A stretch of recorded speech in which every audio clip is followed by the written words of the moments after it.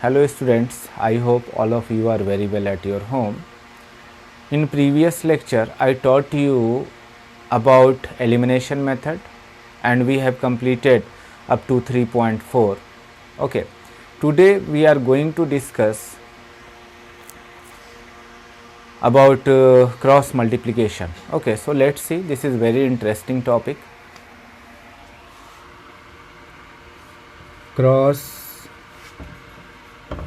multiplication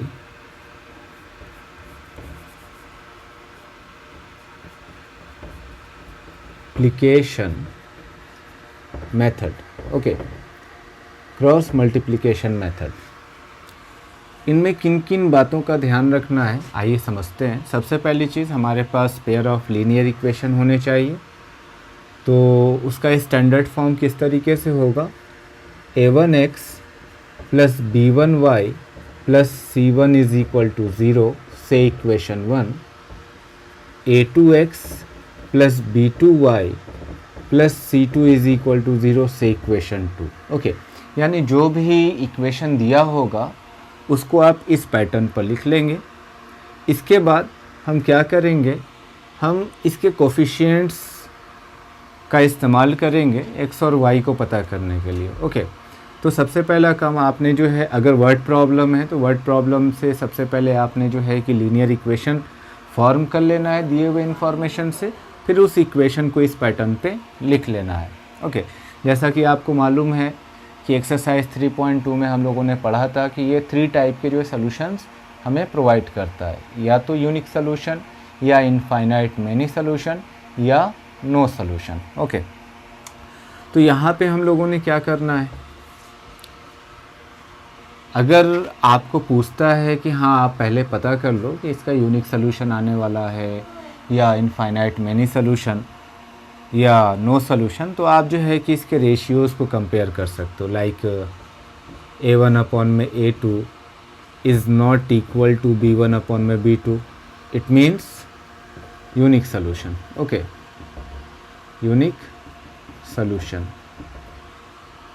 ये पहला case है। दूसरा केस, इफ़ a1 अपॉन में a2 is equal to b1 upon में b2 is equal to c1 upon में c2, तो इसका मतलब ये इनफाइनाइट मैनी सॉल्यूशन है, इनफाइनाइट मैनी सॉल्यूशन। ओके, और इन्हीं दोनों को हम क्या बोलते हैं, कंसिस्टेंट, कंसिस्टेंट। ओके,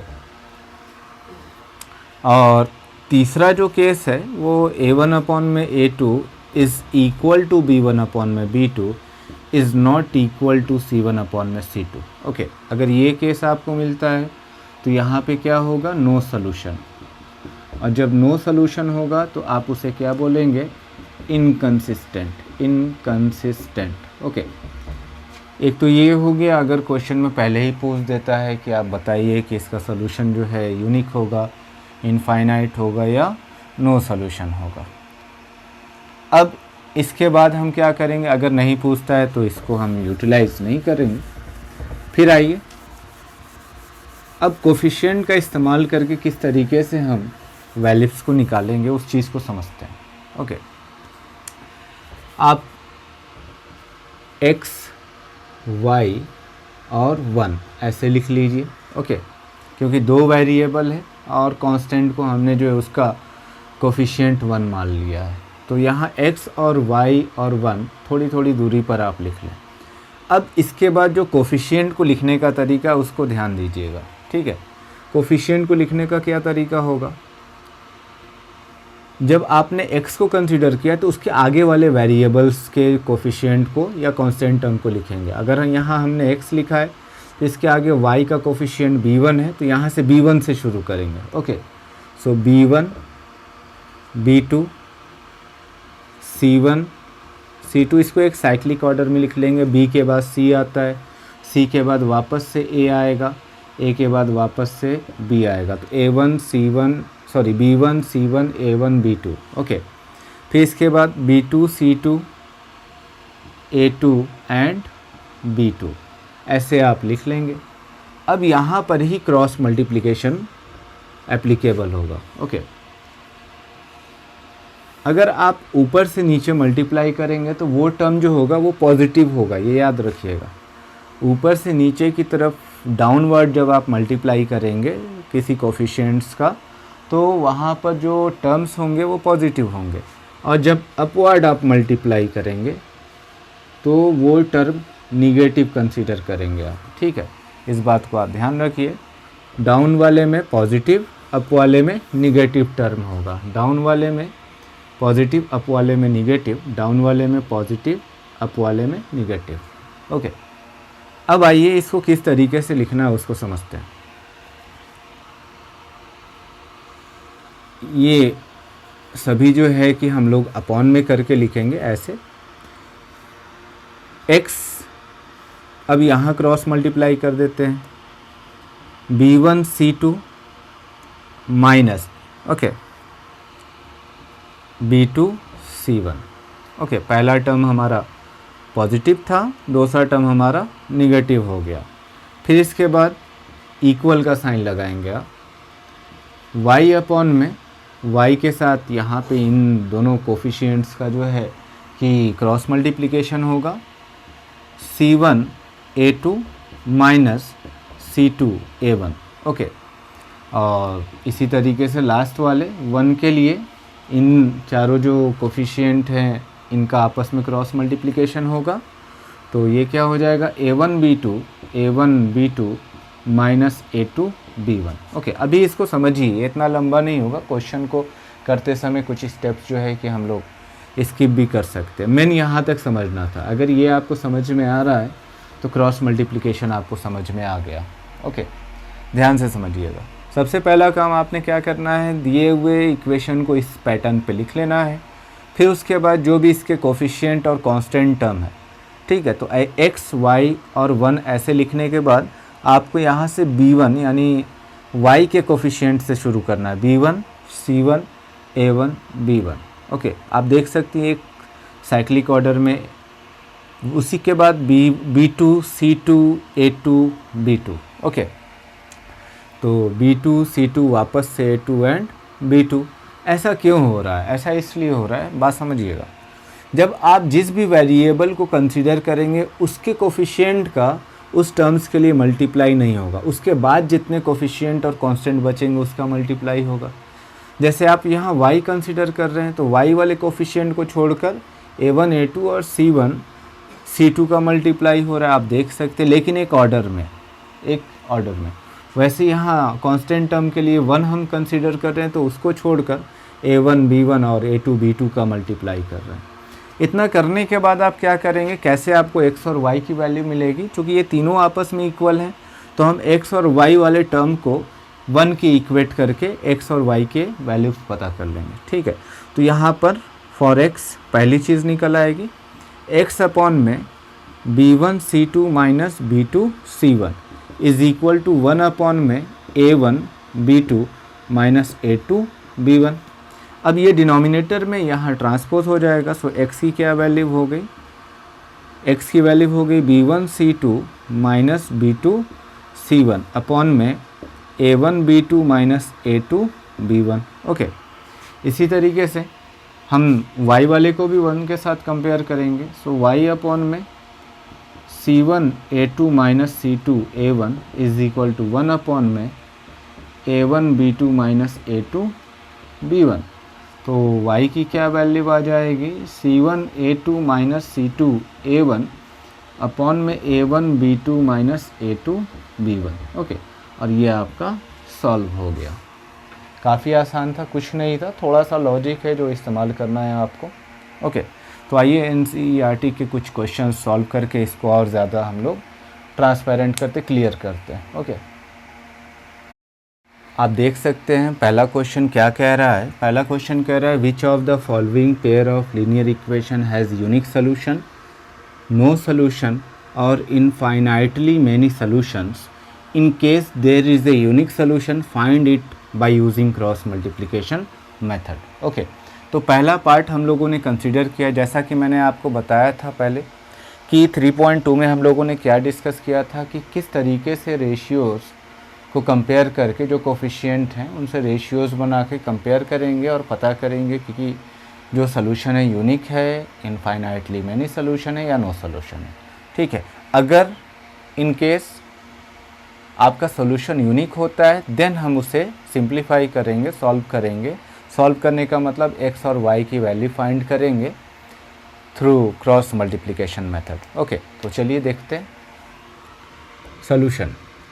सबसे पहली चीज़, दिया हुआ जो equation x minus 3y minus 3 is equal to 0, तो आप क्या ध्यान देंगे कि वो स्टैंडर्ड फॉर्म में है या नहीं है। तो ये ऑलरेडी स्टैंडर्ड फॉर्म में है। ओके, फिर 3x minus 9y minus 2 is equal to 0 से इक्वेशन 2। ओके, तो सबसे पहली चीज़ हम चेक करेंगे कि ये किस टाइप का सोल्यूशन देगा हमें। तो कोफिशिएंट्स को कंपेयर करते हैं। तो comparing the coefficients, comparing the coefficients of given equations। Okay, a1 upon में a2 क्या है हमारा, a1 हमारा x1 है, क्योंकि x के साथ कुछ नहीं है तो 1 होगा, और a2 हमारा 3 है। ओके, तो 1/3। फिर b1 अपॉन में b2, b1 हमारा -3 है, साइन के साथ कंसिडर करना है आपको, माइनस होगा तो माइनस लेना है, अपॉन में -9। ओके, तो माइनस से माइनस कैंसिल हो जाएगा और सिंप्लीफाई करेंगे तो ये भी क्या आएगा 1/3। इसके बाद तीसरा देखते हैं c1 अपॉन में c2, ये क्या है -3 अपॉन में -2, तो माइनस से माइनस सिंप्लीफाई होगा तो ये हो जाएगा 3 अपॉन में 2। तो आप जो रेशियोज़ हैं उसको कंपेयर करें तो रिज़ल्ट क्या निकल के आता है, हेंस a1 अपॉन में a2 is equal to b1 upon में b2 is not equal to c1 upon में c2। तो किस टाइप का सोल्यूशन होगा ये, हाँ डेफिनेटली यहाँ पर आपका होगा no solution, therefore no solution. Okay, no solution. तो जब नो सोल्यूशन है तो यहाँ पर क्रॉस मल्टीप्लिकेशन की कोई बात ही नहीं होती है। तो सबसे पहले आपको ऐसे चेक करना है कि सोल्यूशन किस टाइप का है, यूनिक है, इनफाइनाइटली मैनी है या नो है। ठीक है, यूनिक होगा देन हम लोग क्रॉस मल्टीप्लिकेशन इस्तेमाल करेंगे। तो आइए नेक्स्ट पार्ट करते हैं। This is second part of this question. So second part क्या है, 2x plus y is equal to 5 and 3x plus 2y is equal to 8। Okay, तो सबसे पहले हम लोग चेक कर लेते हैं कि इसका सोल्यूशन किस टाइप का होगा। तो आप क्या करेंगे, पहला स्टेप जैसा कि मैंने बताया इसे स्टैंडर्ड फॉर्म में लिख लीजिए। तो 2x प्लस वाई, ये 5 इधर आएगा तो -5 इज इक्वल टू 0 से इक्वेशन 1। ओके, और 3x plus 2y -8 is equal to 0 से इक्वेशन 2। अब कंपेयर कर लेते हैं। ठीक है, तो comparing the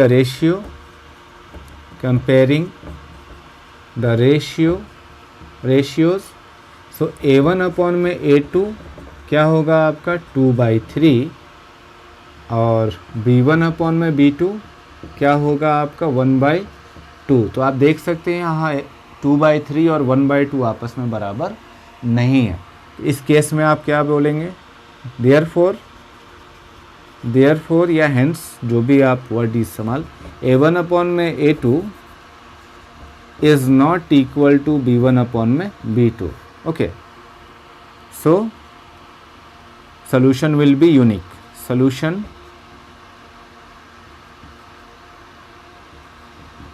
will be unique। solution क्या होगा भाई, यूनिक होगा।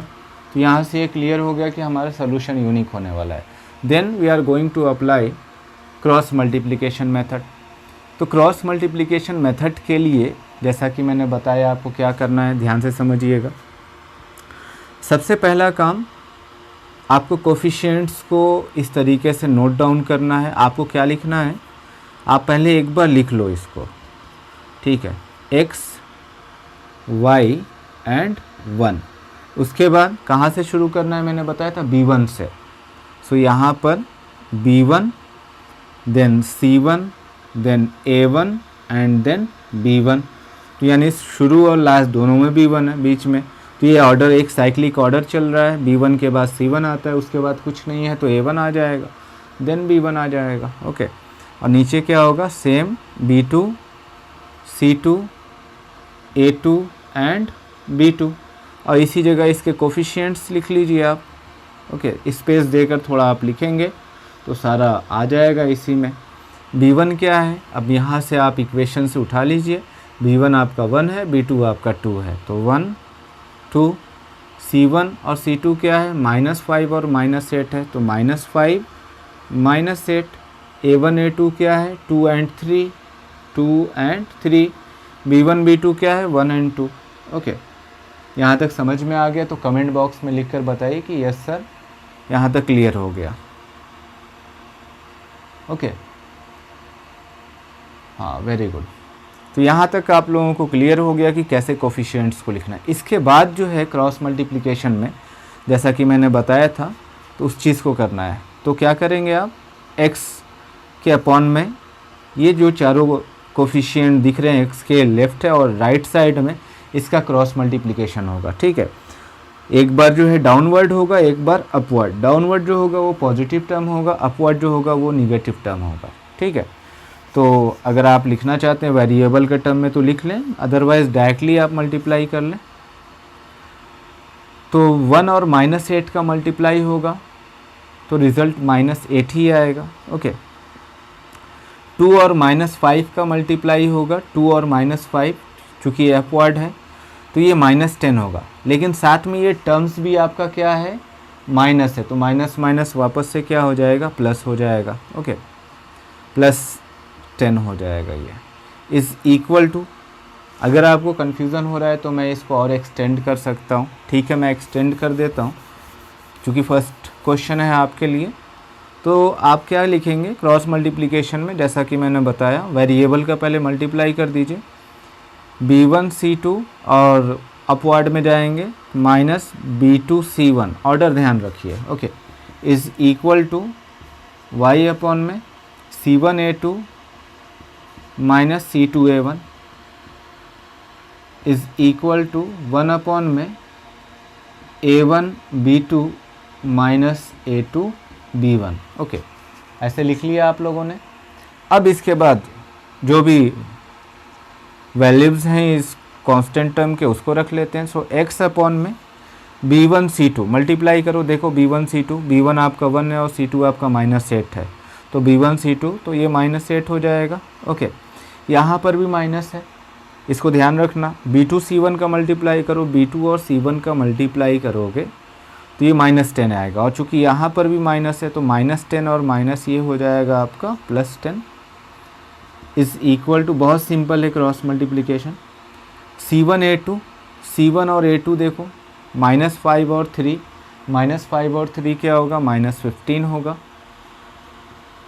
ओके, C2 A1 देखो, C2 आपका -8 है, A1 आपका 2 है, तो 8 2 जा 16, तो -16 होगा, लेकिन साथ में यहाँ पर भी माइनस है तो +16 हो जाएगा। ओके, और 1 वाले लास्ट वाले जो है कि टर्म्स की बात कर लें, सो A1 B2, तो A1 आपका क्या है, 2 है, B2 भी 2 है, तो 2 2 जा 4 हो जाएगा, और -A2 B1, A2 आपका 3 है और B1 आपका 1 है, तो 3 1 जा 3, सो -3। ओके, इस तरीके से हो जाएगा।